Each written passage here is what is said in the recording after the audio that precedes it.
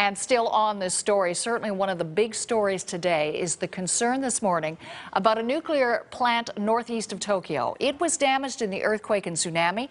An explosion at the plant has heightened those fears. For more on this potentially serious situation, we're joined by nuclear expert Mark Hibbs.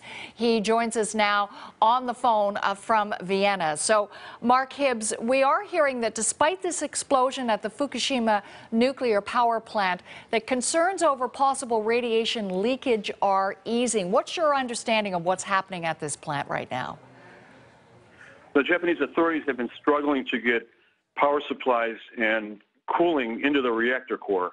They've been doing this all night long and longer, and it would appear from what they're saying that they may be having some success. They say the radiation levels in the vicinity of the plant or in the core are stabilizing or are diminishing. They are also telling us, and this is very good news, that there has been no breach of the vessel, the vessel which surrounds the fuel and is an important defense against a release of radiation. So they have a plan which they are now implementing to flood the core of the reactor with seawater. My understanding is that this would have started more than an hour ago, and that the procedure would take perhaps 4 or 5 hours to complete. But it does indeed appear as if they have a strategy. They have a group of people and equipment to do what they need to do, that the situation may be stabilizing. What we don't know is whether there's been any core damage.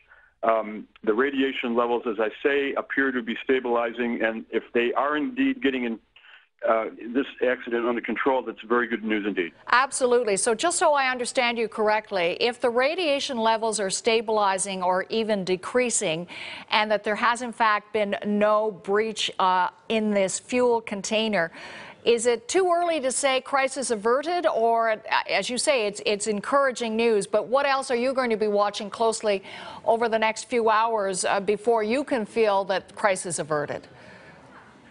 Well, they have to cool the core for an extended period of time, and there have been accidents in Europe where similar events have unfolded, and it's required a continuous cooling of the core for several days. This they would have to assure. The other thing is that we have a reactor which has been struck by an earthquake and hit by a tsunami, and we don't know anything about the structural integrity of the plant itself.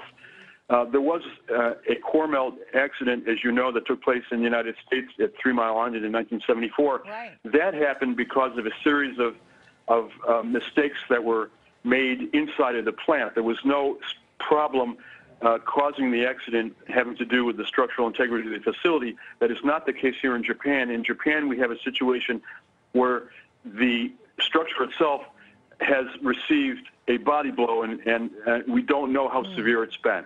So just walk me through what happens now. You say that they've started trying to cool down the core. They're flooding in it with seawater. You say that will probably take a number of days. What happens after that? Then is there a detail? Can they get into the core area and assess whether or not the core itself is still sound and still viable?